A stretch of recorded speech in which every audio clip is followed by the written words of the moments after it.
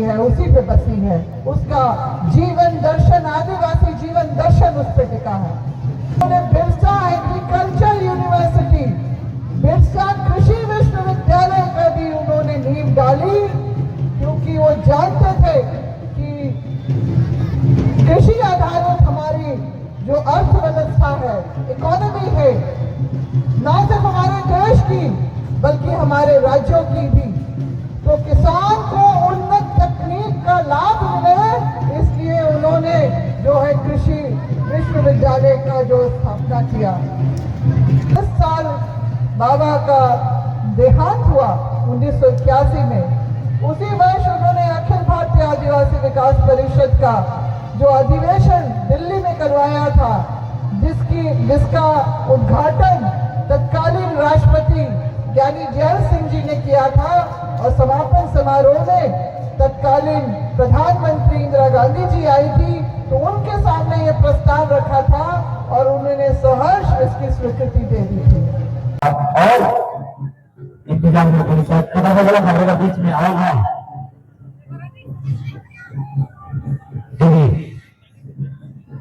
गीता श्रीवाद जी इधर बहुत कदम कर रहे है, बहुत बहुत स्वागत करेगा। जिस शख्सियत का है होकर सुपुत्री श्रीमती गीता श्रीवाद पर उपस्थिति हमने में विषय है। और एक बार पूरा इस रातु बदले 21 जयंती समारोह बदले के बहुत बहुत स्वागत है। और दिल्ली पर अमल चाचा जी, मोदी चाची जी, और साथ में साथ यात्रा कराने वाले बाबा वसीला जी स्वागत करते हुए दीदी के पूरा बहुत बहुत स्वागत, बहुत बहुत स्वागत। अब हमने चाहा कि उनके द्वारा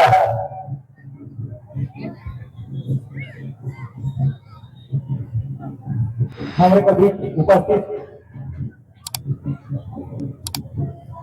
श्रीमती गीता श्रीवाद पर राज पहनाए थे हमारे प्रतिभागी पर स्वागत करता है। और दूना में से स्वागत करेगा शंकर मत के नीचे।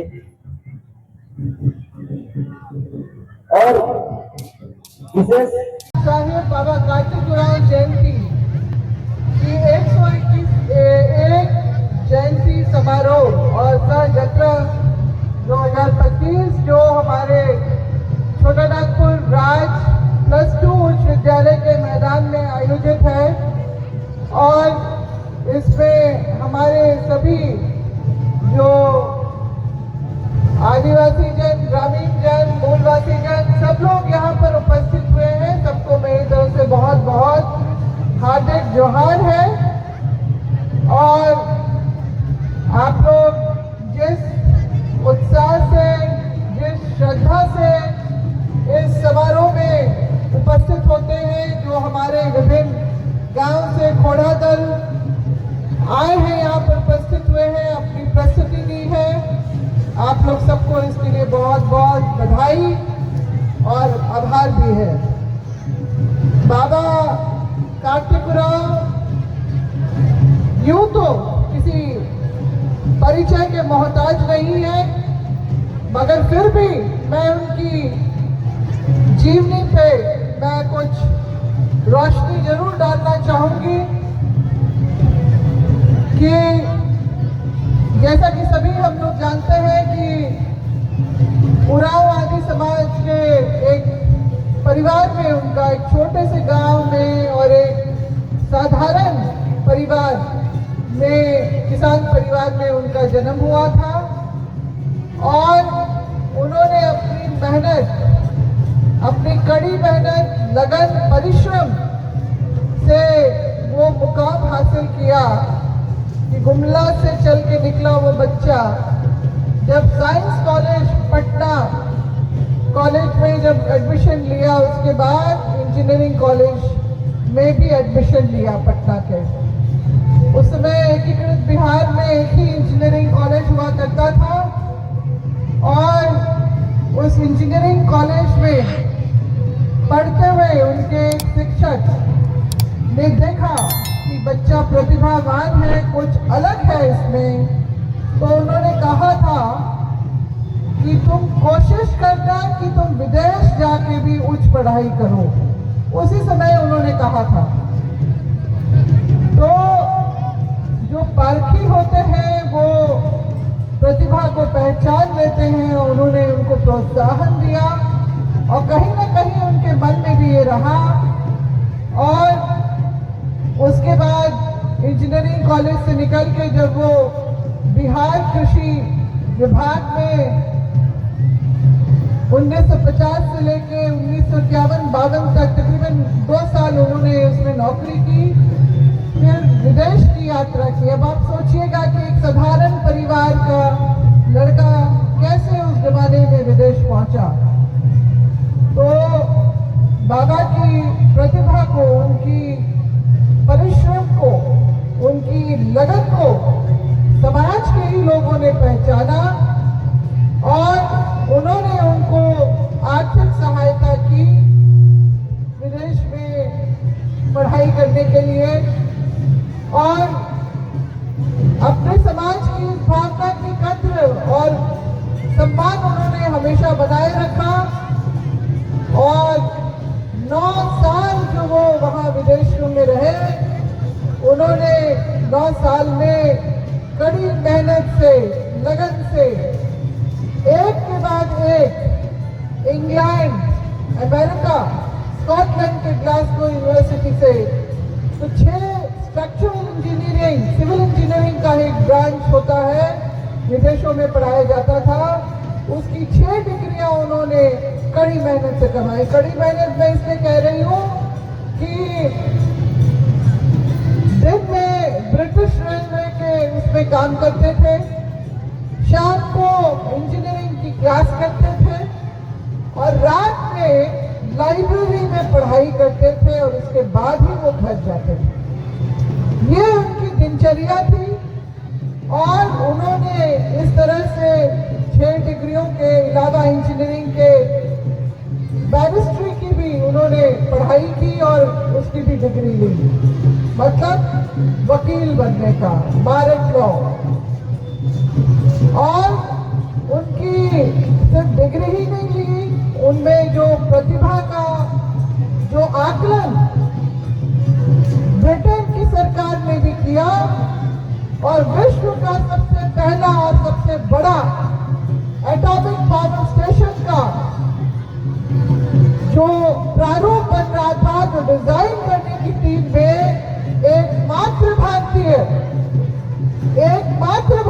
को उसमें शामिल किया गया था। आदिवासी, गैर आदिवासी सब मिला के एकमात्र भारतीय।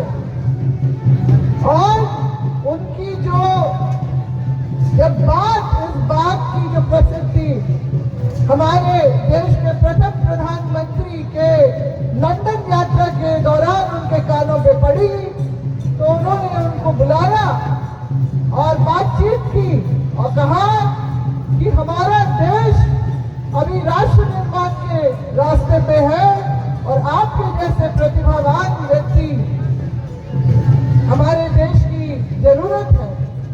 तो पिताजी ने कहा कि ये असाइनमेंट, ये काम खत्म होने के साथ मैं स्वदेश लौट आऊंगा। जो अपनी काबिलियत से उन्होंने इतनी कड़ी मेहनत से कमाया, एक आह्वान में वो अपने स्वदेश लौट आए और पंडित नेहरू ने ही उनका नियुक्ति पत्र खुद अपना साइन करके उनका अपॉइंटमेंट HEC के लिए किया। वो डेप्यूटी सुपरिटेंडेंट इंजीनियर डिजाइन का उनको बनाया गया और वो बड़ी ईमानदारी से उस पर भी काम कर रहे थे। मगर उनके मन में ये जिज्ञासा थी कि इतनी बड़ी जगह में HEC आखिर बसा कैसे, यहाँ पर कैसे खड़ा किया गया। और उनको उसका जवाब भी मिल गया कि 32 गांव के लोगों को पलायन करना पड़ा, तब यहाँ पर HEC खड़ा हुआ। तब वो उन लोगों को, विस्थापित लोगों को ढूंढने के लिए निकले कि किस हाल में हैं, कहाँ हैं, क्या कर रहे हैं। और उनको बहुत दुख हुआ कि हमारे लोग अपने गौरवशाली इतिहास के बावजूद, अपनी मजबूत पढ़ा व्यवस्था के बावजूद भी बड़े हीन भावना में डूबे। और इसीलिए उन्होंने नौकरी करके ही 1962-63 में जो पढ़ा व्यवस्था की पुनर्स्थापना की। पढ़ा व्यवस्था जो आज हम लोग जान रहे हैं, हमारी समाज की, आदिवासी समाज की, उराव मुंडा में ये बहुत, जैसे कि संथालियों में माछी परगनाय, खड़िया में भोकलोसोल और हो समुदाय में मानकी मुंडा में के तरह वो प्रचलित रहा है। और एक ये हमारे समाज की बहुत मजबूत आधार रही। इस बात को समझते हुए बाबा ने पुनर्स्थापना करने का काम किया। और आज हम लोग देख रहे हैं कि वो जो है उसलिए भी उनको याद करते हैं। वो एक ऐसी प्राचीन व्यवस्था जिसके बदौलत ही, जो मेरी अपनी समझ के तौर पे हमारे अगुवाओं ने हमारे समाज को अनुशासन में बांध के रखा। और उन्होंने बड़ी बड़ी क्रांतियां इसी पढ़ा व्यवस्था के ही अंतर्गत की, क्योंकि समाज अनुशासन में है तो एक बार अगुआ ने जो बोल दिया तो समाज चल पड़ता था। और हमारे अगुवाओं ने, हम सब जानते हैं कि जल जंगल जमीन की लड़ाई लड़ी है। जल जंगल जमीन की लड़ाई, तभी ये विरासत जो आज हम जिन जमीनों पे खड़े हैं वो हमारे पूर्वजों के बदौलत हम लोगों को मिली है। और बाबा कांतिपुरा भी इस बात को समझते थे। इसीलिए जब 60 के दशक में पूरे देश में भूदान आंदोलन विनोबा भावे जी के अगुवाई में चल रहा था, तो उन्होंने देखा कि आदिवासियों की भी जमीन जा रही है। तब उनको बहुत बड़ी चिंता हुई। उन्होंने जनसभाएं तो की ही, और तत्कालीन प्रधानमंत्री इंदिरा गांधी जी के पास भी गए और उन्होंने कहा कि आदिवासियों की जमीन अगर चली जाएगी तो आदिवासियत खत्म होने में समय नहीं लगेगा, क्योंकि आदिवासी की परंपरा, संस्कृति, सभ्यता सब उसकी जो जमीन पे टिकी है, उसी पे बसी है। उसका जीवन दर्शन, आदिवासी जीवन दर्शन उस पे टिका है। तो इंदिरा गांधी जी ने उनकी बातों को समझते हुए तत्काल आदिवासी भूदान पे रोक लगाई। और हम देखते हैं अभी CNT एक्ट में जो धारा 71A भू वापसी का, वो बाबा कार्तिक उरांव के ही प्रयास के द्वारा हुआ। एकीकृत बिहार में विधानसभा और विधान मंडल में पारित होके ये धारा संशोधन के तौर पे CNT एक्ट में जुड़ी। यह था काम उनका। और इसी के बाद से लोग उनको मसीहा के रूप में जानने लगे। पुराने लोग आज भी मिलते हैं या पढ़े लिखे जिनको जानकारी है इन सब चीज की। मुझे एक युवा आज से 4-5 साल पहले RBI के ऑफिस में मिला था और उसने ये बात मुझे कही थी, तो मुझे बहुत अच्छा लगा। तो हमारी जमीन हमारी परंपरा का आधार है, हमारी सभ्यता संस्कृति का आधार है। और हमारी भाषा, हमारी जो है वो हमारे समाज का की आत्मा है। भाषा ही हमारी पहचान है। और बाबा ने दूसरी एक और बहुत महत्वपूर्ण जो जमीन रांची में, रांची शहर जो अभी रांची राजधानी है झारखंड की, उसको 1967-68 में गैर आदिवासियों के कब्जे से उसको मुक्त करवाया था, अतिक्रमण करवाया था। और उसको केंद्रीय सरना समिति का, सिरमटोली केंद्रीय सरना समिति का जो है दर्जा दिया गया। और उसको बचाने के लिए, उसको संरक्षित करने के लिए उन्होंने सरू शोभा यात्रा की भी जो है शुरुआत करवाई, जो मात्र 100-150 लोगों के द्वारा जो शुरू की गई जुलूस शोभा जो यात्रा में बदल गई है। और 2022 के सर्वे में उसी शोभा यात्रा को देश की शोभा यात्रा में 5वां स्थान मिला साथियों। ये बाबा जो बहुत दूरदर्शी उनका एक सोच रहा, उसके अंतर्गत वो काम करते रहे। झारखंड अलग राज्य के आंदोलन में जनसभाओं के अलावा उन्होंने अपनी विद्वता, अपनी बुद्धिमत्ता के आधार पर उन्होंने कई ठोस काम किए, जिसमें सबसे पहले आता है संताल पटना छोटा नागपुर डेवलपमेंट अथॉरिटी, यानी बिहार में रहते ही बिहार से अलग व्यवस्था लाना और उसमें एक ऐसा बजट लाना जो कभी लैप्स नहीं होता है। मतलब जितना पैसा बच गया, जैसे हम लोग हर फाइनेंशियल ईयर में देखते हैं सरकार के भी कि वो लैप्स होता है, फिर नया फंड अलॉट होता है, मगर नहीं, उसका था कि जो फंड में बच गया है उसमें ऐड ऑन होगा, अगले जो वित्त वर्ष में पैसा और जुड़ेगा। इस तरह का उन्होंने व्यवस्था बनाई थी और देश का सबसे पहला मिनी सेक्रेटरीट भी उन्होंने उस कार्यालय के लिए, डेवलपमेंट अथॉरिटी के कार्यालय के लिए उन्होंने स्थापित करवाया, ताकि काम जो है वो बढ़िया ढंग से चल पाए।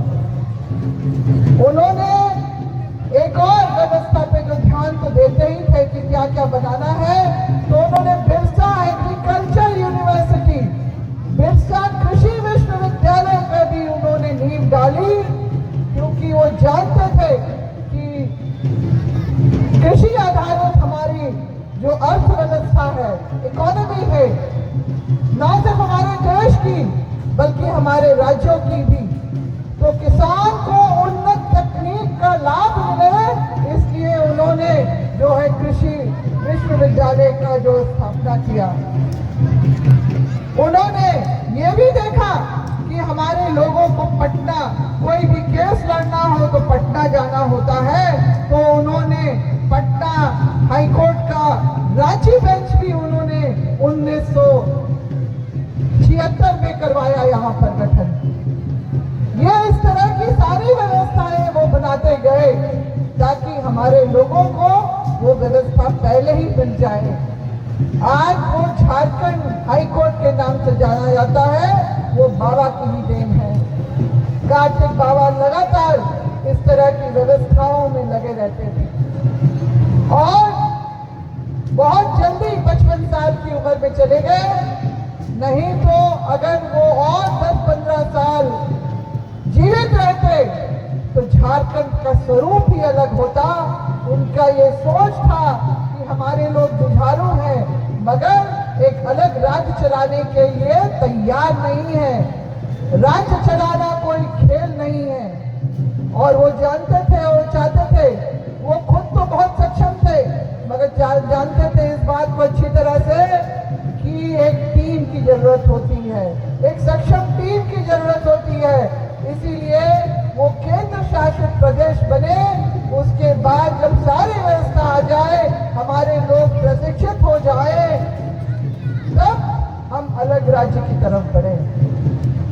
ये थी उनकी दूरदर्शी सोच, मगर बहुत जल्दी चले गए और सब कुछ जो है उस अनुरूप नहीं हो पाया।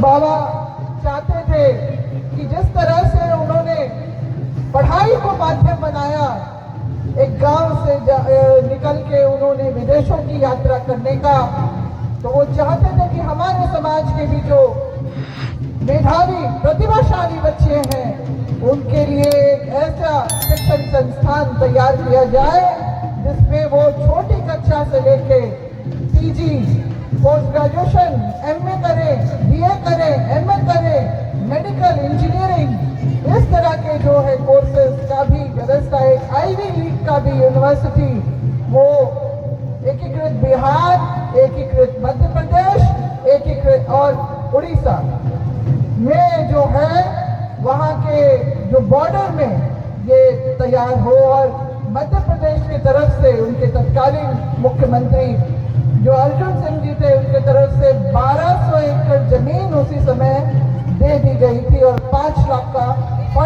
दिया गया था। मगर दुर्भाग्य है कि ना बिहार सरकार ने कोई रुचि दिखाई, ना ही उड़ीसा सरकार ने कोई रुचि दिखाई, तो उस समय वो बात आगे नहीं बढ़ पाई। और वो जिस साल बाबा का देहांत हुआ 1981 में, उसी वर्ष उन्होंने अखिल भारतीय आदिवासी विकास परिषद का जो अधिवेशन दिल्ली में करवाया था, जिसका उद्घाटन तत्कालीन राष्ट्रपति ज्ञानी जैल सिंह जी ने किया था, और समापन समारोह में तत्कालीन प्रधानमंत्री इंदिरा गांधी जी आई थी, तो उनके सामने ये प्रस्ताव रखा था और उन्होंने सहर्ष इसकी स्वीकृति दे दी थी। मगर अफसोस है कि आज भी उनका वो सपना कि हमारे बच्चे पढ़े लिखे, और उसमें विशेष रूप था कि जो भी सीट होगी उसमें से 80-85% जो आदिवासी मेधावी प्रतिभाशाली बच्चों के लिए होगा, और 15% जो सीट होगी वो अन्य समाज के बच्चों को भी वहां जगह दी जाएगी।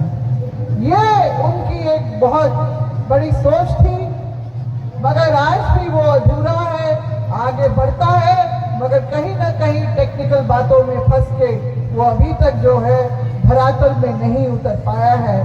तो शिक्षा का माध्यम बनाने का काम बाबा ने किया था, कार्तिक उरांव ने, और वो चाहते थे कि हमारे बच्चे खूब पढ़े लिखे। और मैंने खुद भी देखा है कि हमारे ग्रामीण क्षेत्रों में भी हमारे बच्चे बहुत प्रतिभाशाली होते हैं, बस व्यवस्था की जरूरत है। तो मैं आप अभिभावकों से कहना चाहूंगी कि अपने बच्चों के लिए घर में माहौल बनाए पढ़ाई लिखाई का, उनको लगातार प्रोत्साहन दें कि पढ़े लिखे। हमारे युवाओं के लिए भी मैं यही कहना चाहूंगी कि आप जो है सही रास्ते पे रहे, क्योंकि आगे चल के आप बच्चे ही, आप युवा ही इस समाज की कमान आप संभालने वाले हैं। आपको ही दिशा दशा आगे की तय करनी है। इसीलिए जो शिक्षा को या अपने बेहतर करियर ऑप्शन को आप लोग अपना जिंदगी का मार्ग बनाइए, और जो है अपनी भूमिका एक मजबूत समाज को बनाने के लिए कीजिए, ना कि जो आजकल हम लोग देख रहे हैं नशापान ड्रग्स में हमारे युवा जो है डूब गए हैं। हमारे बहुत प्रतिभावान बच्चे, सुंदर बच्चे जो है इसमें बिगड़ जा रहे हैं, तो वो समाज की हमारी नींव हिल जा रही है। और हमारे पूर्वजों ने भी कभी भी नशापान को, जो बोला जाता है कि आदिवासी समाज में अगर पूजा पद्धति में अगर दफन दिया जाता है तो वो वहीं तक था।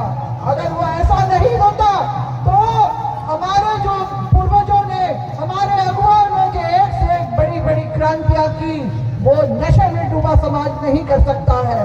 इस बात को हम लोग को समझना होगा। ये षड्यंत्र के तौर पे हुआ है।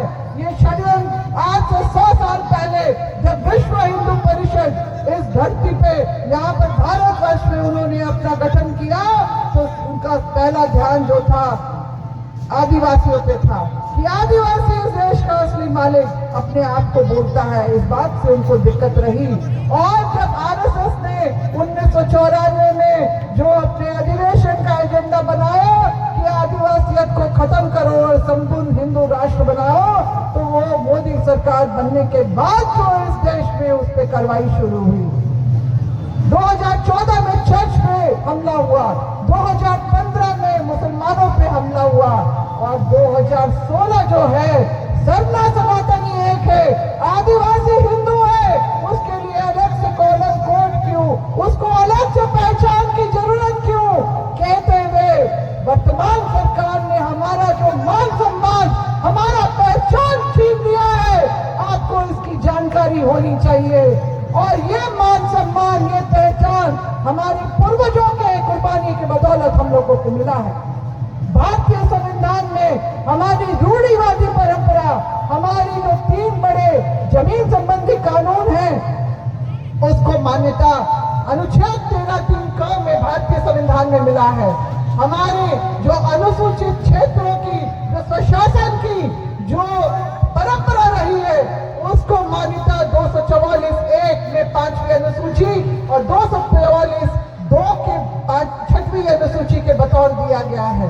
ये भारतीय संविधान ने हमारे हक अधिकार को मान्यता देने के लिए किया है। हमारे मान सम्मान को उसको वर्तमान सरकार ने मिटाने का काम किया है और इसका दुष्परिणाम उस कोर्ट कॉलम के जो मिटने से हम लोग देख रहे हैं कि जैक बोर्ड के 8वीं जो कक्षा के लिए जो राष्ट्रीय छात्रवृत्ति आती है उसमें झारखंड जैसे 5वीं अनुसूची के राज्य में हिंदू, मुस्लिम, ईसाई, बौद्ध और सिख के लिए, जैन और सिख के लिए कॉलम कोड रहा है, मगर सबना आदिवासी बच्चों के लिए नहीं रहा है, क्योंकि आदिवासी हिंदू ही तो है।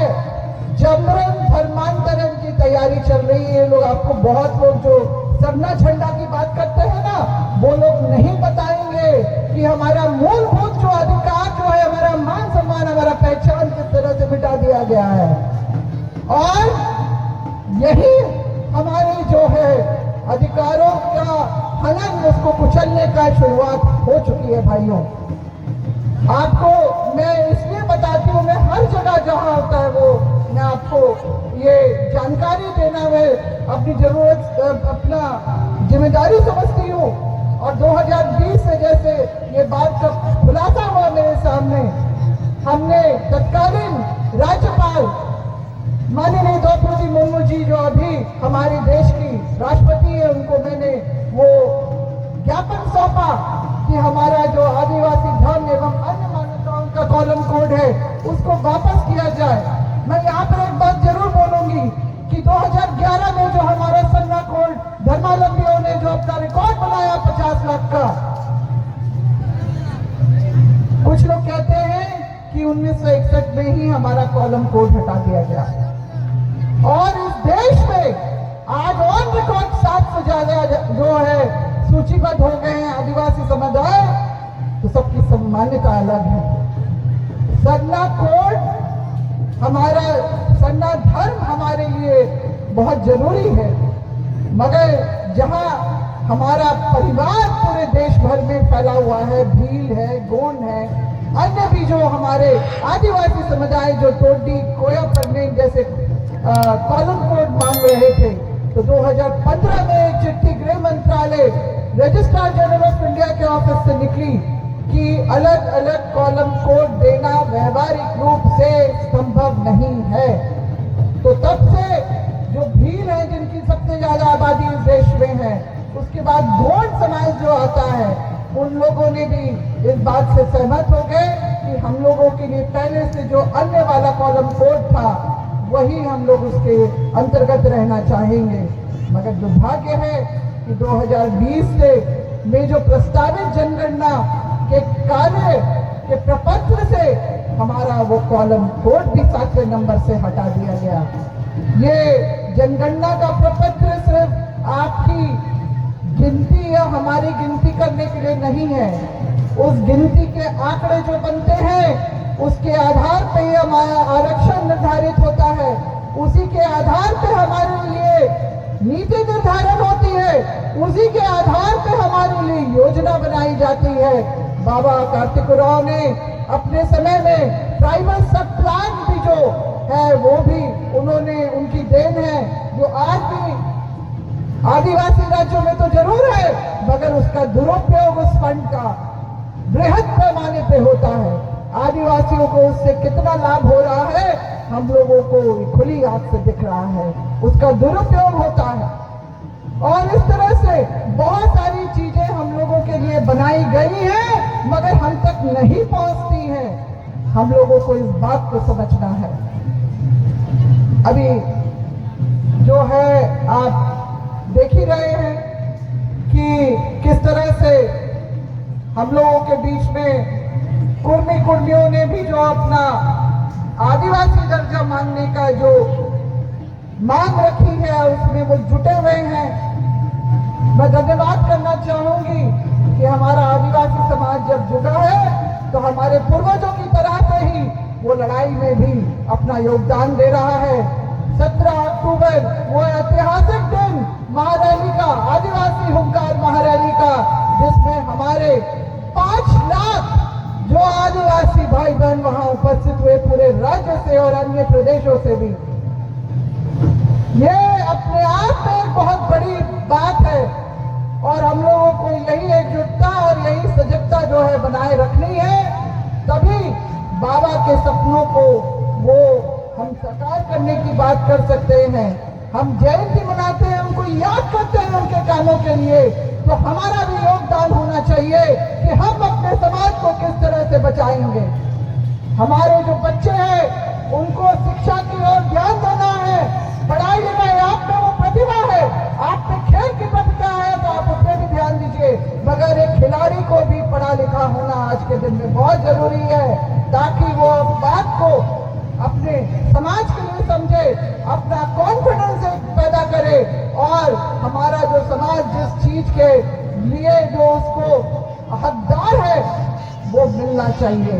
आज लोग बोलते हैं कि आदिवासी जो है आरक्षण के बल पे ही आगे बढ़ रहा है, तो आरक्षण तो उसका मूलभूत अधिकार है जो हमेशा से ही मुख्य धारा से अलग रहा, तो उसको अब मुख्य धारा में जुड़ के उसको पढ़ लिख करके अपने आप को जागरूक करके उसको मुख्य धारा में आना है। आप सभी बच्चों से मैं यही गुजारिश करूंगी कि आप लोग नशापान, ड्रग्स और इस सब पे ध्यान ना दें। आजकल हमारे बच्चों को बिगाड़ने के लिए जमीन दलाली की तरफ भी ठेला जा रहा है, उससे भी बचिए, क्योंकि आप अपनी ही जमीन को दांव पे लगा रहे हैं और भी पहाड़ियों के लिए जगह बना रहे हैं, तो वही पहाड़ी आके जो आपके पूर्वजों को नहीं हटा सके, आज की डेट में आपको और हमको हमारी जमीन से हटा देंगे। इस बात को हम लोगों को समझना है और हम तभी बचेंगे जब एकजुट रहेंगे और सजग रहेंगे। बाबा जो पंखराज बाबा साहेब यही चाहते थे कि हमारा समाज जो है मजबूत बने और अपने हक अधिकार को, मान सम्मान को प्राप्त करे, तभी बाबा की आत्मा को शांति मिलेगी। और निश्चित रूप से मुझे इस बात का पूरा विश्वास है कि आप लोग इस बात को ग्रहण करेंगे और उनकी उद्देश्यों को भी सफल बनाने के लिए सभी अपनी तरह से इसका योगदान देंगे। आज के इस अवसर पे जितने भी हमारे खोड़ा दल के लोग यहाँ पर आए हैं, मैं उनको बहुत बहुत बधाई देती हूँ। अपनी परंपरा, संस्कृति, सभ्यता और भाषा भी अपनी ठेठ, मुंडारी और कुड़क उसको ही संभालिए, नहीं तो हम लोग बिहारी बहारी के भाषा के चक्कर में थे। यहाँ नागपुरी के लिए ही जो है पद ज्यादा सृजन हो जा रहा है और हमारे बच्चे, ठीक है, हम पढ़ना जरूर जानते हैं और सरकारी ये प्राइवेट तौर पे, निजी तौर पे जो चलता है, मगर जो हमारा बच्चों का हर एक अधिकार है कि अपनी मातृभाषा, जिस समाज में वो पैदा हुआ है उसकी भाषा वो पढ़ने लिखने का अधिकार मिले और तभी हमारा जो है वो सपना साकार होगा, इस झारखंड का और देश के आदिवासियों का भी। तो इतना ही बोलते हुए मैं अपनी वाणी को विराम देती हूँ। आयोजकों को मैं बहुत बहुत मैं बधाई देती हूँ और आज के इस जो जत्रा सम्मेलन और जयंती समारोह में शामिल हुए हमारे विभिन्न समाज के प्रबुद्ध जन, जिन्होंने यहाँ पर अपनी जो उपस्थिति दर्ज की, हमारे साथ में हमारे पीएसी के सदस्य श्री नारायण उरांव भी यहाँ पर मंच पे उपस्थित हैं और हमारी चैत्री उरांव और ललिता दीदी जो हैं यहाँ धातु से ही हैं। जय स्पर्श तिर्की, जिन्होंने अपनी पारिवारिक परिस्थितियों से के बावजूद भी इन्होंने जो है बहुत कठिन परिश्रम से अपना, मेरे ख्याल से परिचय अब तक दिया नहीं अपने हैं, ये डीएसपी में अभी पिछला जो हुआ था जेपीएससी का, उसमें ये सफल हुए हैं। आइए आप सामने आइए, आइए देखिए इनको देखिए, ये डीएसपी में हुए हैं। इनके परिवार की स्थिति बहुत अच्छी नहीं थी, इनके माँ बाप ने बड़े कष्ट इनको पढ़ाया है और इन्होंने जो है ये मंजिल हासिल की है। हम लोग सब लोग इनको मिलकर आशीर्वाद दें कि जिंदगी में आगे बढ़े और बढ़िया काम करें समाज के लिए और समाज को जो है हमेशा सर्वोपरि रखें। ये हम आशीर्वाद देते हैं और इनसे भी आप लोग जो है प्रेरणा लीजिए। बच्चों, क्या संभव नहीं है? अगर आप चाहें तो आप आसमान भी चूम सकते हैं, आप जो आसमान में अपना झंडा गाड़ सकते हैं। इसी तरह की जो चीजें हैं आप लोगों को समझनी है, अभिभावकों को भी, माता पिताओं को समझनी है और समाज का जो है माहौल सुंदर बनाना है, मजबूत बनाना है। कभी हम लोग बाबा कार्तिकेयराव की जयंती का जो हम लोग आयोजन करते हैं उसकी सार्थकता पूरी होगी। धन्यवाद। जय हिंद, जय झारखंड और जय आदिवासी। बाबा कार्तिकेयराव अमर रहे, अमर रहे, अमर रहे, बाबा कार्तिकेयराव अमर रहे, अमर रहे, अमर रहे, बाबा कार्तिकेयराव अमर रहे। अमर रहे, अमर रहे। एक तीर एक कमान, आदिवासी एक समान, एक तीर एक कमान। आदिवासी एक समान। आदिवासी की जय हो, जय हो। धन्यवाद। बहुत अच्छा था। तो मैं बताना चाहती हूँ कि उनकी जीवनी के ऊपर जो है किताब लिखी हुई है और आप लोग चाहें तो अखिल भारतीय आदिवासी विकास परिषद के जो कार्यालय है हेहल बगीचा टोली, वहाँ पर से आप लोग कुछ राशि देके, सहयोग राशि देके आप लोग ले सकते हैं। उनकी एक एक चीज को उसमें दर्ज किया गया है और आप लोग को पढ़ना चाहिए इनकी जीवनी को। ये मैं आपको जानकारी देना चाहती हूँ। धन्यवाद। उनकी उपलब्धियां भी पता चलेगी, उनका जीवन दर्शन क्या था वो भी पता चलेगा। धन्यवाद।